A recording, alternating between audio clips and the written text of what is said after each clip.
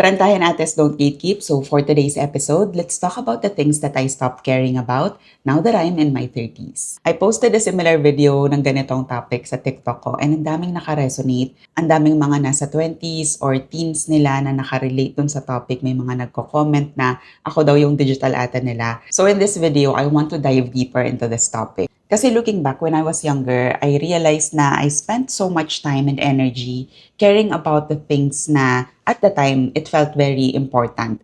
They felt like life and death situation na eventually nung nag-30s ako, na-realize ko na hindi naman pala sila ganun ka nagmamatter kapag nasa adulting stage ka na. Don't get me wrong, alam ko naman na yung mga experiences na pinagdaanan ko or challenges nung nasa teens ako and 20s, nakatulong talaga sila sa akin to hone my personality, my attitude, my experiences, and my growth. However, I want to dive deeper into this topic kasi maybe it will help someone na nagsastruggle sa teens or 20s nila. May napakinggan kasi ko na podcast ni Mel Robbins wherein sinabi niya na isa sa mga pinakamahirap na stage na i-navigate sa life mo is yung 20s mo. Kasi wala nang nag-guide sa'yo. Kasi nga naman kapag nasa teens ka or kapag nag-aaral ka pa, meron ka laging mentor. May mga teacher ka na tutulong sa'yo kung ano yung next step na gagawin mo. Meron kang grade na dapat i-hit. Meron kang mga kaklase na susundan mo kung ano yung ginagawa nila. And then pagka-graduate mo, all of a sudden wala na lahat yun. Wala na yung grade na kailangan mong i-hit. Wala na yung guidance from your teachers or professors. All of a sudden, ikaw lang mag-isa. Kailangan mo i-figure out yung adulting on your own. So medyo mahirap nga naman siya.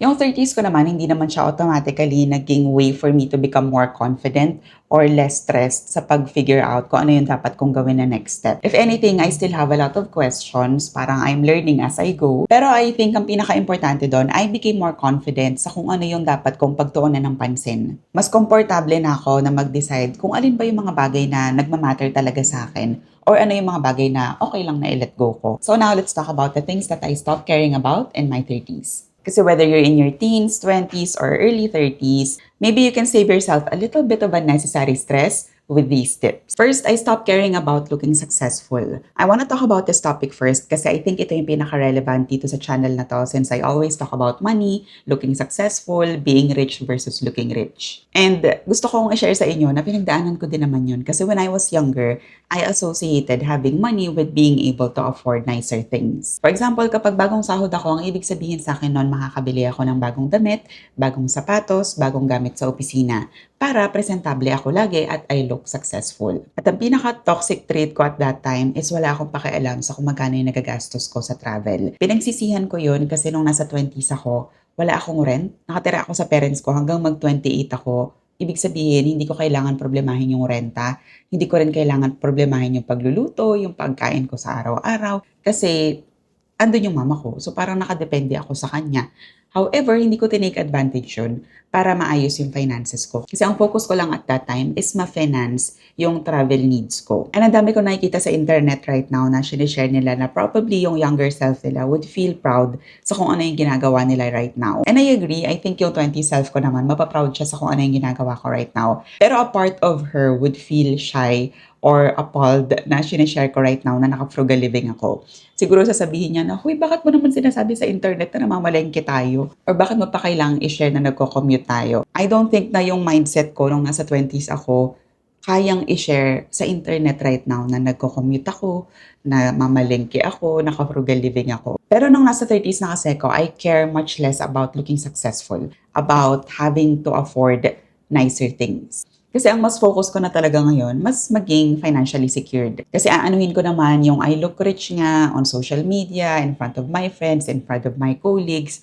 Pero financially, struggling naman ako. So yun yung natutunan ko na less na about looking rich and more about being rich. Number 2, I stopped caring about being liked by everyone. I accepted this fact early kasi nung nasa 20s pa lang ako, tinanggap ko na I am not the most likable person in the room. As an introverted person kasi, hindi ko kailangan i-outgrow yung pagiging people pleaser kasi hindi talaga ako ganun. Hindi ako yung tipo na I will go out of my way para lang i-please yung ibang tao. Because I think a lot of us grow up wanting to be the nice person. You don't want to disappoint people, you don't want to be misunderstood, you don't want them to think na you're rude or you don't want to upset them. Pero kapag nasa 30s ka na kasi marirealize mo na you can be the nicest person in the room and you can still be disliked. You can make the right decision para sa'yo at para sa ibang tao and may masasabi pa rin sila sa'yo. Pwede mong gawin yung gusto ng nakakarami pero at the end of the day, iba pala yung iniisip nila kapag nakatalikod na sila sa'yo. Hindi mo talaga mapiplease lahat ng tao and that doesn't automatically mean na you did something wrong. Minsan oo, kailangan pa rin naman nating i-discern kung tayo yung at fault. Pero you also want to ask yourself na, did I do something wrong? Or does this person just doesn't like me or my decision? And once you stop caring about pleasing everyone else, caring about what other people think about you get so much energy back and pwede mong gamitin yung energy na yon to live a happier life. Next, I stop caring if my life looks on time. Right now, I think mas mahirap na hindi i-compare yung sarili mo sa ibang tao, especially with social media. Kasi pagkagising natin, ano ba yung ginagawa natin? Scroll kagad sa social media, 'di ba? Wala ka pang almusal, ang dami mo nang nakita sa feed mo. May nakita ka na nagpakasal, nag-migrate, na-retire nila yung parents nila, na-achieve nila yung financial freedom. Tapos ikaw, eto, nasa kama pa din, nagsuscroll sa cellphone mo. So kahit na meron ka ng mga achievements, na-reach mo na yung mga goals mo, parang mapapatanong ka na, am I behind?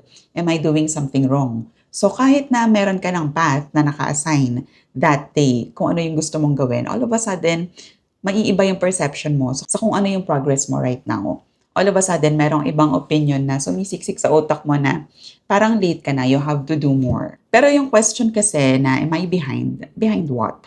Kaninong timeline ba yung sinusundan natin for us to say na we are behind? Kasi kung yung timeline ng mga parents natin or ng ibang tao na successful sa social media, yung pagtutuunan natin ng pansin, mahihirapan talaga tayo na mag-focus sa kung ano yung goal natin or makita yung growth natin. Next, I stopped caring about explaining every no. Learning how to say no is very freeing. Malaki ang matitipid mo kapag marunong kang mag-no dahil every yes naman costs something.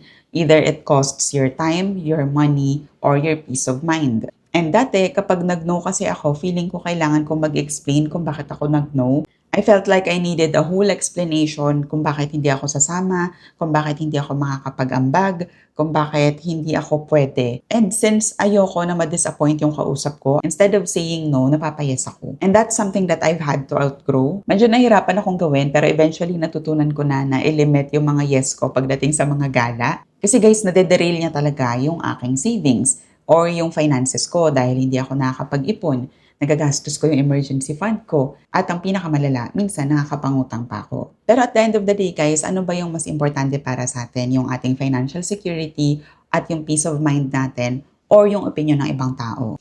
Kasi kung nakapag-yes ka nga dun sa tao na yon, dun sa gala na yon, pero everyday ka naman nag-worry dun sa mga bills mo, kung kakapusin ka, kung makakapagbayad ka ba ng mga utang mo, then hindi rin siya worth it in the long run. Next, I stopped caring about being the person who has everything figured out.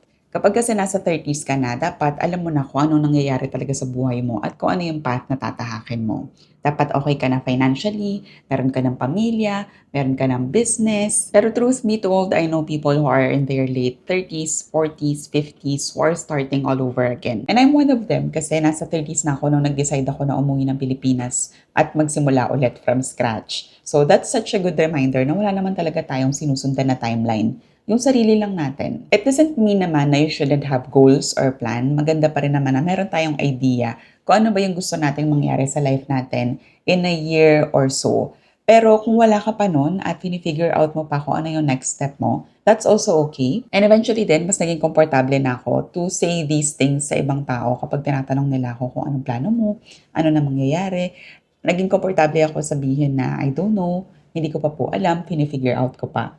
You can even say that you don't know what you want yet. You can ask questions, you can ask for advice, you can learn from other people. And to be honest, I felt more mature kapag ganun yung sinasabi ko at hindi ako nagpe-pretend na alam ko kung ano yung gagawin kong next step.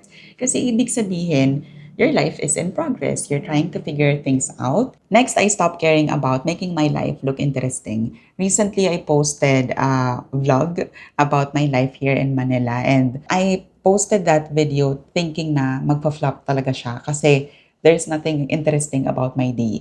Hindi siya yung tipong I live in a condo na aesthetically pleasing, I have a lot of events or ganap sa buhay ko. Hindi talaga ganun yung life ko.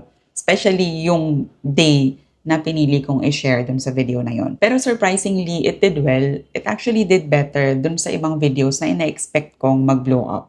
So, I am so thankful na yung community na na-build ko dito sa YouTube, thank you sa inyo kasi even if ganun ka mundane or ka-simple yung mga bagay na share ko online, madami pa rin nakaka-appreciate sa kanya. So, it just shows na hindi mo kailangan laging maging performative para lang makapag-share sa social media. If you're still doing these things, I'm not here to judge you. Hindi ko sinasabi na mali yung ginagawa mo. Kasi as I mentioned earlier, ginawa ko rin naman yung mga yan at may natutunan ako sa kanila. I'm just thankful na ngayon na nasa 30s na ako, I've learned to differentiate kung ano yung mga bagay that's actually worth my energy and time and kung ano yung mga hindi. And if you want to share kung ano yung mga bagay na na-outgrow mo na din as you navigate your adulting life, let me know in the comment section below. If you want more videos similar to this one, I have more in my channel. You can start by watching this video.